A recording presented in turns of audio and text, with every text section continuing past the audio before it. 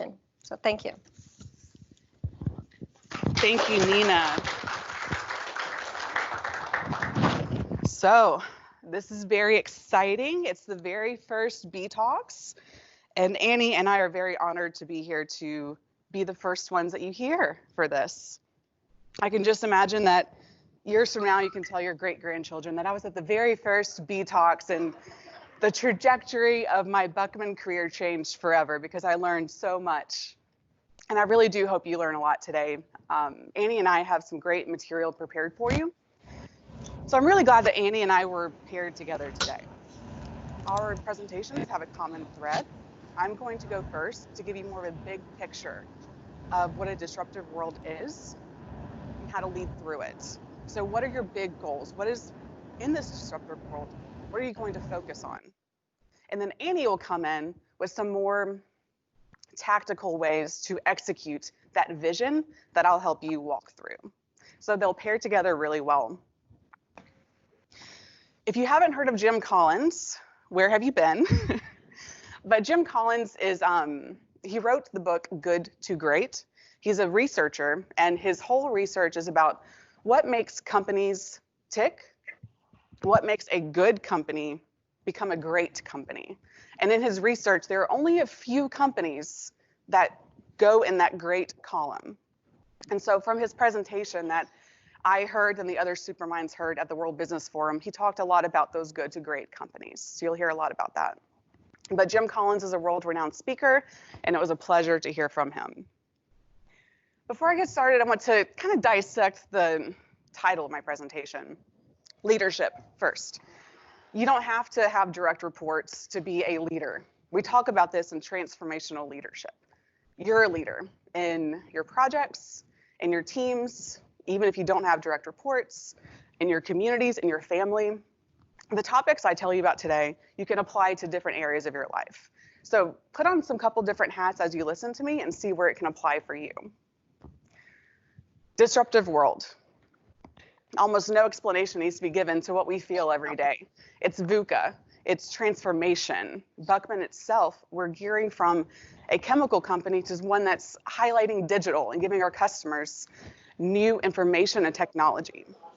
So we're disrupting ourselves and our industry. So I'm excited to share with you how to lead through that.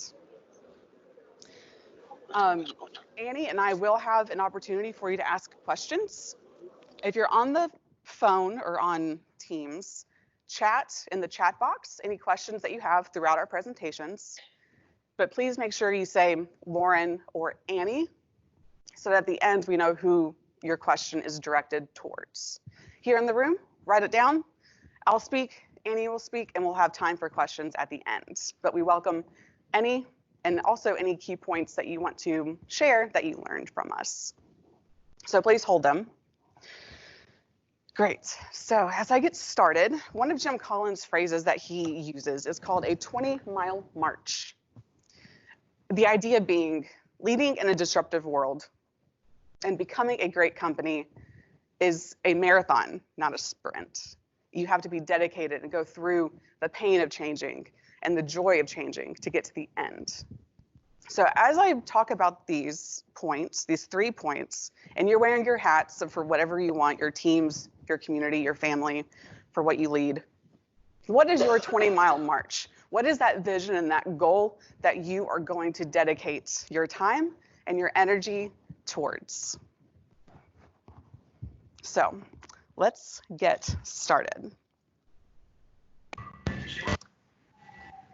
There's a lot on this slide, but in about a couple minutes, you'll become an expert at it. So don't worry, I'm going to walk you through the important pieces.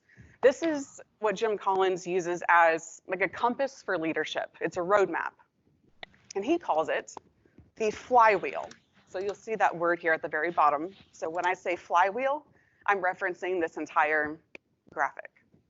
What I want to start with is the foundation of this flywheel or this roadmap for leadership is you have disciplined people, disciplined thought, and disciplined action.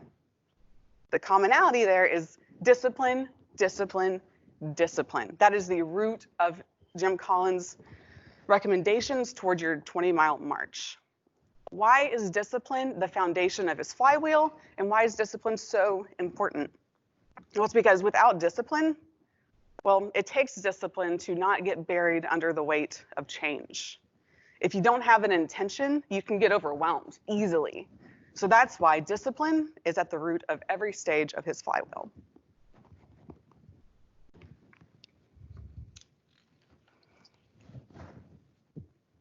All right, first, level 5 leadership. That's the phrase on the very left for disciplined people. First, you have to look at yourself and your leadership. Level 5 means it's the top tier of leaders who exemplify, in Jim Collins' words, humility and will. Those are the two qualities that a level 5 leader has. And it takes a lot to have those. There's level 1 leaders, level 2, level 3, level 4. Just like very few companies become great, so do very few leaders become level 5.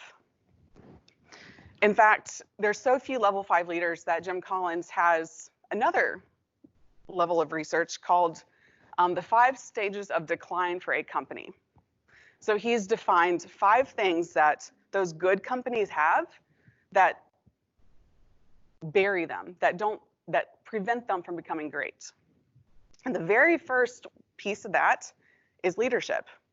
It's what he calls the hubris of success, is what a downfall for many leaders is. So what is that? Hubris is defined as excessive pride that takes a hero down in a story, or outrageous arrogance that leads to the harm of somebody innocent. What that results in is, if you have past successes and accomplishments and they went great, what the hubris of success does is it gives you a current sense of invulnerability and a guarantee of future success. If you're in there, that's when your hubris of success has set in, is when you have that invulnerability to keep working towards future successes because you're so reliant on what happened in the past. So be wary of hubris of success, because we need to aim for that level 5 leadership of humility and will. So that's the very first thing that Jim Collins talked about with level 5 leadership. The second thing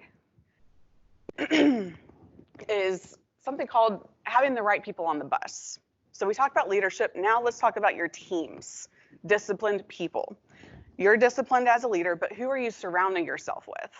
Do you have the right people on the bus to get your bus going to the end of your march with you? Jim Collins had a few questions for the crowd that we listened to. I'm going to share with you his questions that he asked. So there's 5 questions to ask yourself if you have the right people on the bus. So what he shared with us was, are you keeping good people away by keeping the wrong people on the bus? Do you have a value, will, or skill problem? Do these people see work as a job or a responsibility? Has your confidence gone up in them in a year? And the 5th question, how would you feel if this person quit? Would you feel bummed, or would you think, wow, this saves me a conversation? Whew. Those are 5 questions a leader should ask to make sure they have the right people on the bus.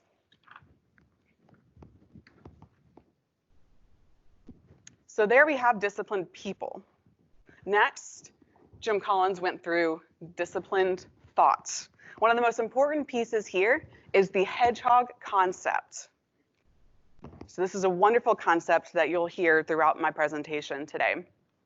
A hedgehog. It's an animal who's spiky. Nothing can touch it. He rolls up in a ball and that's it. Similar to you and whatever your 20-mile march is, whatever you choose to be your 20-mile march, you need to be the best at it.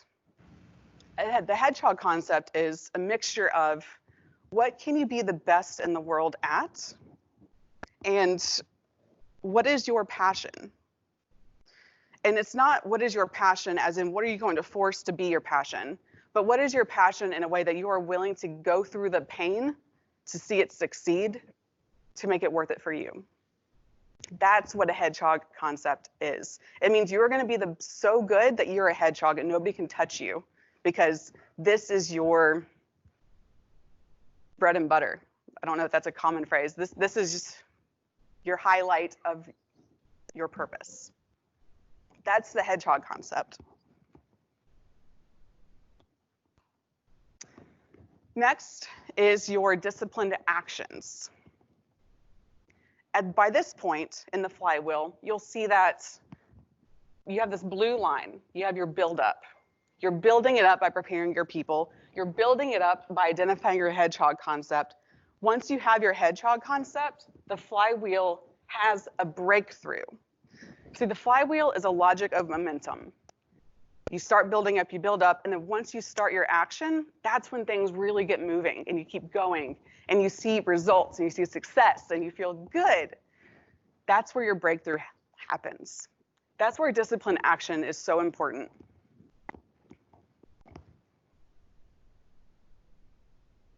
And it's the action that's going to keep your momentum going and going and going.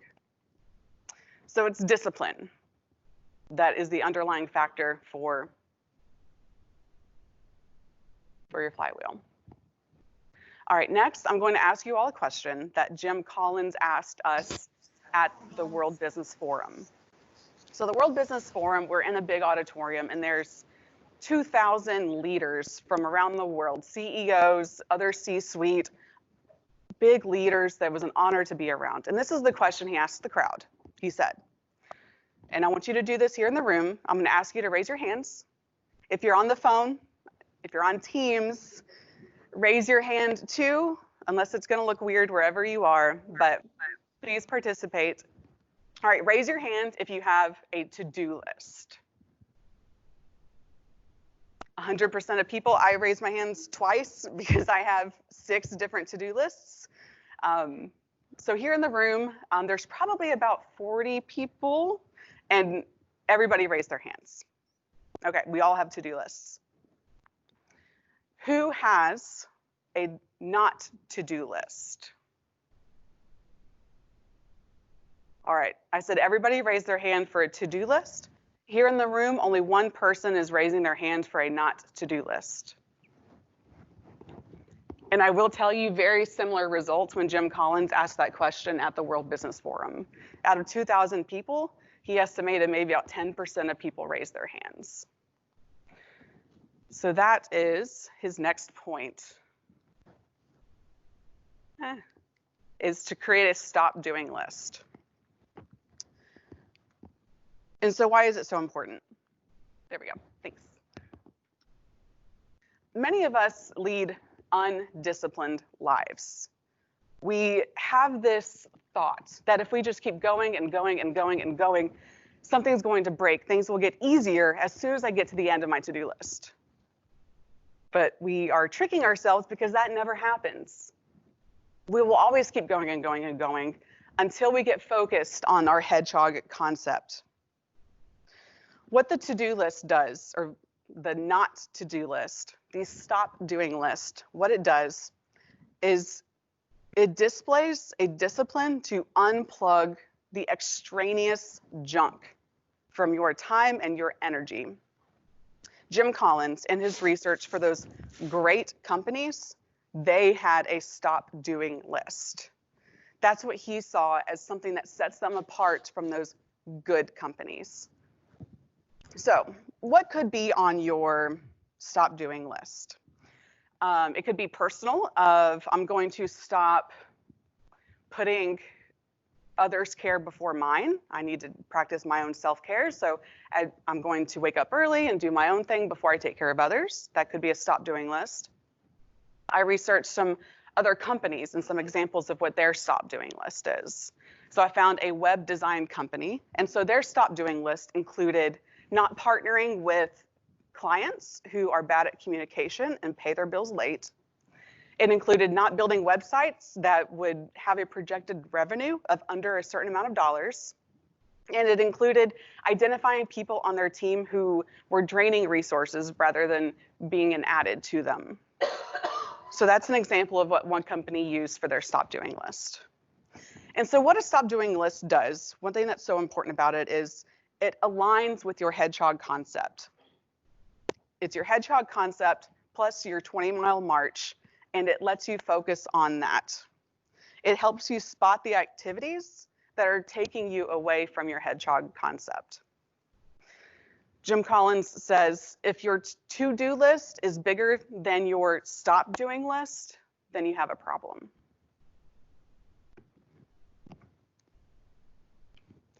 Jim Collins also says, so this is almost like a homework activity. Start a stop doing list.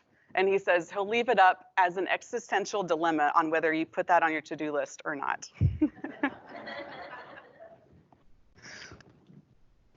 Next, the third point is going for extraordinary and not settling for ordinary. All right, let's talk about the differences between those two words. Ordinary means mediocre. It's average, it's okay, it's normal, it's status quo. It's not very exciting. So then if ordinary is mediocrity, then what mediocrity is somebody without discipline. You have somebody without a consistency of action. They're stuck. So if mediocrity is without discipline, then what you have with discipline is a consistency of action. That's what leads to something extraordinary. And this is another point of Jim Collins' 5 stages of decline for a company, is he found that an undisciplined pursuit of more, so an undisciplined pursuit, we talked about how important discipline is. If your pursuit is undisciplined, that has led to more declines of a company than complacency itself. So being undisciplined is almost, or it is, according to his research, more of a detriment than complacency. So that's the difference between ordinary and extraordinary, is that discipline and that consistency of action. Meaning ordinary is also an chronic inconsistency.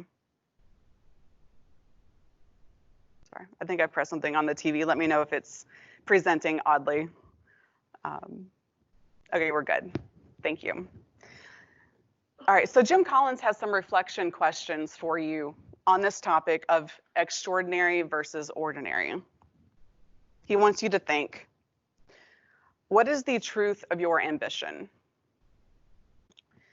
How would you be different if at 65 years old, you are 1/3 of your output? Even just 1/3 of your output, what could you be in the future? That's the future thinking of how important this consistency of action, this being extraordinary, not ordinary concept is. So think about that. What is the truth of your ambition? And at age 65, who would you be or what would you be if you were just 1/3 of your output? One last comment that Jim Collins made I want to share with you is to be extraordinary as a leader, put your best people on your biggest opportunities, not just putting your best people on your biggest problems, because it's your best people on your opportunities that's going to have that consistency of action. They're going to have that buildup and that breakthrough for you and your flywheel. It's your best people who will keep that momentum going. So put them on your greatest opportunities versus problems. Jim Collins also said, transformation can be an opportunity, not a struggle. That's what the flywheel is. I mentioned it's the logic of momentum, is because momentum means you're going towards the path of least resistance. If you're extraordinary, things get a little easier. Transformation doesn't have to be a struggle. Leading through a disruptive world doesn't have to be a struggle with these concepts that Jim Collins has researched that makes good companies great.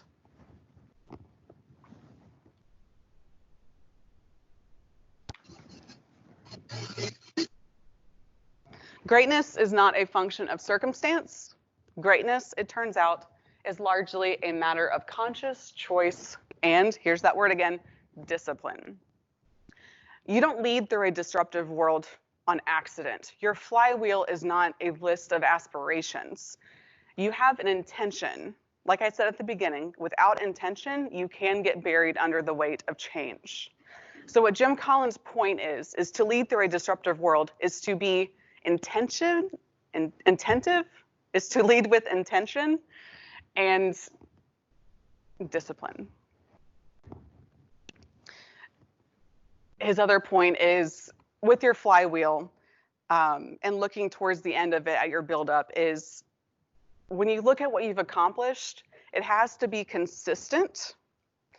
It's not just the average of what you've done. It has to be built up. That's where the consistency is so important. All right. So we learned a lot from Jim Collins at the World Business Forum, and I've just shared with you the highlights from his presentation. And I hope you can only imagine what it was like to hear him have the research come from his very own words for a full hour. But these are the highlights that Jim Collins shared with us about leading in a disruptive world. So I also have a little bonus for you. We heard Jim Collins speak at the World Business Forum, me and the other superminds, and it was fantastic. We learned what I shared with you today about leading in a disruptive world. We also had the honor to have lunch with him. So we got to meet Jim Collins. And with that became a little extra information from him. And so I want to also share that with you. So he had a question and answer session during his lunch. And our very own Carolina from Brazil, one of our superminds, asked Jim Collins a question. She said, through your research, and now we have a new generation coming into the workplace. We have millennials and we have Gen Z. How does that change what you've been teaching for the past few decades? Jim Collins handled the question really well, and his answer was, I've discovered that they want freedom and framework, a framework for the job and the freedom to do it. Here's all the superminds with Jim Collins.